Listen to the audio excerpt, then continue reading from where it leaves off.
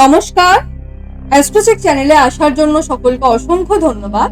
2025-এর অর্ধেক সময় আমরা মোটামুটিভাবে অতিবাহিত করেই ফেলেছি। বাকি অর্ধেকটা অর্থাৎ জুলাই থেকে শুরু করে ডিসেম্বর 2025, এই যে আগামী 6টি মাস, এই 6টি মাস সমস্ত মকর রাশির জাতক জাতিকাদের জীবনে কোন 3টি জায়গায় মহাপরিবর্তন আসতে চলেছে সেই সম্পর্কেই আজকের আমাদের এই আলোচনা।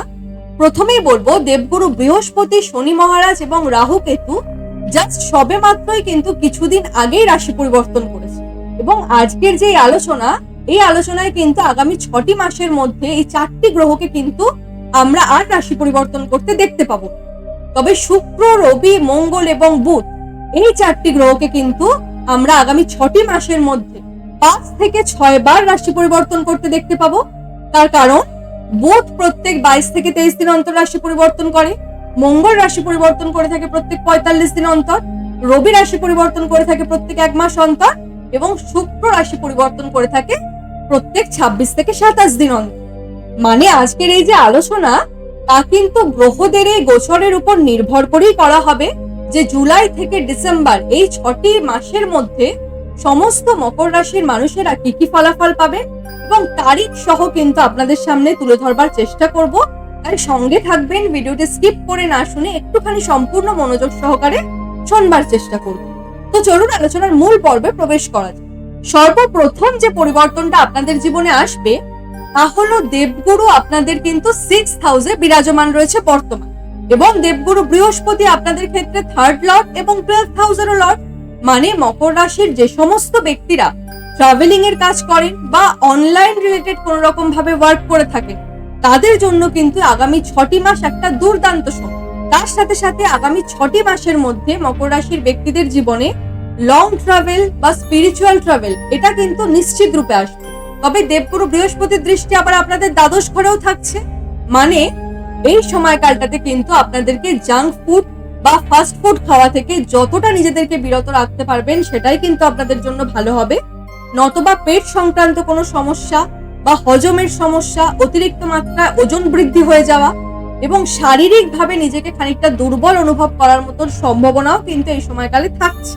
তার সাথে সাথে ব্যয় ভাবটাও কিন্তু বাড়বে আগামী 6টি মাসের মধ্যে। তাই এই জায়গাগুলোতে কিন্তু একটুখানি আপনাদের নিজেদেরকে নিয়ন্ত্রণে রাখতে হবে। তবে 6th হাউসে দেবগুরু বৃহস্পতির এই যে অবস্থান, তা কিন্তু বিপরীত রাজযোগও তৈরি করছে। মানে ছোটখাটো কোনো রকম সমস্যা থেকে মুক্তি এই সময়কালে কিন্তু মকর রাশির ব্যক্তিরা নিশ্চিত রূপে পাবেন। দেবগুরু বৃহস্পতি কিন্তু আপনাদের যে কোনো বিপরীত পরিস্থিতি থেকে বার করবে। ধীরে ধীরে আগামী 6টি মাসের মধ্যে কিন্তু পরিবর্তনটা আপনারা পরিলক্ষিত করতে পারবেন। সমস্ত মকর রাশির ব্যক্তিদের জীবনে সমস্যা সেম নয়। যার যেই সমস্যাটা রয়েছে তারা কিন্তু সেই সমস্যার জায়গায় কিছুটা কিন্তু আগের থেকে পজিটিভ বা আগের থেকে একটা বেটারমেন্টের জায়গা কিন্তু তৈরি হতে দেখতে পাবে। এরপর বলবো দ্বিতীয় গণনাটি সম্পর্কে। দ্বিতীয় যে পরিবর্তন বা দ্বিতীয় যে গণনাটি আপনাদের জন্য থাকবে তা হলো মঙ্গল গ্রহ 13ই সেপ্টেম্বর থেকে শুরু করে 28শে অক্টোবর এই সময়কালটা কিন্তু তুলা রাশিতে বিরাজমান থাকছে। তাই বলবো এই টাইম পিরিয়ডের মধ্যে মকর রাশির যে সমস্ত ব্যক্তিরা প্রপার্টি রিলেটেড কোন রকম ডিলিংস করতে চাইছেন, যে 2025 সালে আপনারা প্রপার্টি কিনতে চান বা প্রপার্টি বেচতে চান, তাদের জন্য কিন্তু এটা একটা দুর্দান্ত সময়। এই সময়কালে প্রপার্টি রিলেটেড যে কোনো কর্মে কিন্তু আপনারা সাফল্য পাবেন। তার সাথে সাথে মঙ্গলের দৃষ্টি যেহেতু আপনাদের 4th হাউসে থাকছে, হ্যাপিনেসটাও কিন্তু এই সময়কালে আপনাদের জীবনে আসবে। এবং পরবর্তী যে সময়কাল, পরবর্তী সময়কালে কি হবে, মঙ্গল গোচর করে চলে যাবে আপনাদের 11th হাউসে, অর্থাৎ লাভ ভাবে গোচর করে যাচ্ছে এবং ডিসেম্বর পর্যন্ত বলবো টানা 11th হাউসেই মঙ্গল থাকছে। মানে 28শে অক্টোবরের পর থেকে শুরু করে ডিসেম্বর 2025 এই সময়কালটার মধ্যে কিন্তু মকর রাশির ব্যক্তিদের জীবনে ফাইন্যান্সিয়ালি একটা গেইন আসতে পারে এবং চাকুরিতে উন্নতি, চাকুরিতে গ্রোথ, তার সাথে সাথে প্রমোশনের সম্ভাবনাও কিন্তু প্রবল ভাবে বৃদ্ধি পাবে। যারা কোনো রকম ভাবে কোম্পানি সুইচ করতে চাইছেন বা হাইক নিতে চাইছেন বা কোনো রকম ভাবে কর্মের জায়গায় একটা প্রমোশনের জন্য ট্রাই করছেন বা কর্মে আজকের দিনে আপনি যেই পজিশনে কাজ করেন তার থেকে এক লেভেল উপরের পজিশনে আপনি যেতে চাইছেন, তাদের জন্য বলবো 28শে অক্টোবর থেকে শুরু করে পুরোপুরি ভাবে ডিসেম্বর মাস এই সময়কালটাকে আপনারা কিন্তু কাজে লাগাতে পারেন। আশা করছি আপনারা কিন্তু সফলতা পাবেন। মানে শেষের যে 2টি মাস থাকছে, মঙ্গলের যে 11th হাউসে প্রবেশ, তা কিন্তু মকর রাশির ব্যক্তিদের জীবনে নিঃসন্দেহে কেরিয়ারে একটা পজিটিভ চেঞ্জেসই আনছে। কেরিয়ারের পয়েন্ট ভিউ থেকে যদি দেখা হয়, এটা কিন্তু একটা দুর্দান্ত সময়কাল। নতুন জব পাওয়ার সম্ভাবনাও কিন্তু এই সময়কালে প্রবল থাকবে। যারা বেকার যুবক যুবতীরা রয়েছেন, তারাও কিন্তু এই সময়কালটাকে ব্যবহার করতে পারে। তৃতীয় যে গণনাটি বা তৃতীয় যে পরিবর্তনটা মকর রাশির ব্যক্তিদের জীবনে আসবে, তা হলো শনি মহারাজ বর্তমানে আপনাদের 3rd হাউসে রয়েছে এবং আপনাদের রাশির অধিপতিও শনি মহারাজ। আবার শনির 7.5 জাস্ট সবে মাত্র আপনাদের শেষ হয়েছে। মানে অক্টোবর থেকে শুরু করে নভেম্বর মাস, এই যে 2টি মাস, এই সময়কালের মধ্যে কিন্তু আপনাদের নিজেদের জীবনে একটা পরিবর্তন নিশ্চিত রূপে আসবে। সেটা আপনার পার্সোনাল লাইফে হতে পারে, হয়তো আপনি নিজের উপর টাইম ইনভেস্ট করবেন নিজেকে ইমপ্রুভ করবার জন্য বা নিজেকে পরিবর্তন করবার জন্য টাইম ইনভেস্ট করবেন, বা আপনাদের প্রফেশনাল লাইফেও একটা চেঞ্জেস, এই প্রবণতাটা কিন্তু প্রবল ভাবে থাকছে। অর্থাৎ পার্সোনাল লাইফ হোক বা প্রফেশনাল লাইফ হোক, মকর রাশির মানুষদের জীবনে অক্টোবর থেকে নভেম্বর এই 2টি মাসের মধ্যে পরিবর্তন বা চেঞ্জেস বা গ্রোথ নিশ্চিত রূপে কিন্তু আসছে।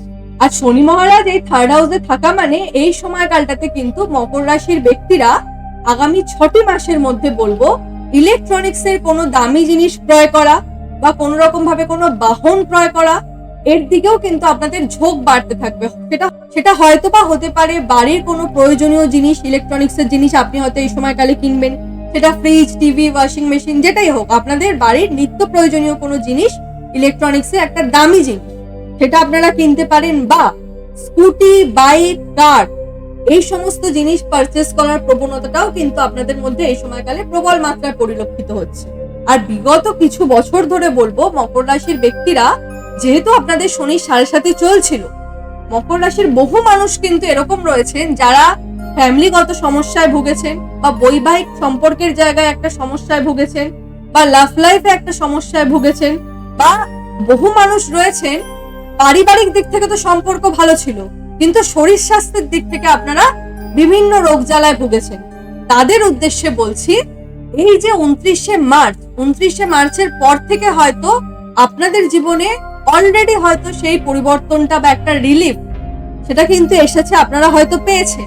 আর যারা এখনো পর্যন্ত পাননি, তাদের উদ্দেশ্যে বলবো আগামী 6টি মাসের মধ্যে আপনারা নিশ্চিত রূপে পাবেন। আর আগামী 6টি মাসের মধ্যেও যারা পাবেন না, তাদের উদ্দেশ্যে বলছি, আপনাদের নিজস্ব জন্মছক একবার কিন্তু কাউকে দেখিয়ে নেবেন যে আপনাদের গাইড করতে পারে। দেখুন, 29শে মার্চ 2025 কিন্তু আপনাদের 7.5 সমাপ্তি হয়ে গেছে এবং আজকের যে ভিডিওটা করা হচ্ছে, এটা কিন্তু মোটামুটি ভাবে বলতে পারেন জুন মাসের 1 তারিখ। মানে জুন মাসের 1 তারিখে দাঁড়িয়েও মকর রাশির ব্যক্তিদের যাদের জীবনে এখনো অবধি কোনো রকম ভাবে রিলিফ আসেনি বা কোনো রকম ভাবে পরিবর্তন আসেনি, তারা আরো 2-3টে মাস ওয়েট করুন। আরো 2-3টে মাস ওয়েট করে দেখুন যে ধীরে ধীরে আপনাদের যে সমস্ত সমস্যার জায়গাগুলো ছিল সেগুলো রিকভারি হয় কি। যদি আগামী 2-3টে মাস, 4টে মাস বা আগামী 6টি মাস, এই অর্থাৎ 2025 সালের মধ্যেও যদি আপনাদের কোনো রকম ভাবে রিল্যাক্সেশন যদি না আসে না সমস্যার জায়গাগুলো, তাহলে কিন্তু আপনাদের নিজস্ব জন্মকুণ্ডলী একবার কাউকে দেখিয়ে নেওয়াটা কিন্তু অত্যন্ত জরুরি। আর মোটামুটি ভাবে আপনাদের আমি টাইমলাইন গুলো বলেই দিলাম কোন সময়কালটা কোন কর্মের জন্য ভালো। তো মকর রাশির সমস্ত ব্যক্তিদের যার যেটা করার প্ল্যানিং, আপনারা কিন্তু সেই টাইমটাকে ফলো করে করতে পারেন। আশা করছি সফলতা পাবেন। আজকের মতো অনুষ্ঠানটি এই পর্যন্তই। অনুষ্ঠানটি কেমন লাগলো জানাবেন। অনুষ্ঠানটি যদি ভালো লেগে থাকে তাহলে কিন্তু লাইক, শেয়ার, সাবস্ক্রাইব করতে একদম ভুলবেন না। সকলে সুস্থ থাকবেন, ভালো থাকবেন, সকলের মনস্কামনা পূর্ণ হোক, এ আশা রাখি। ধন্যবাদ।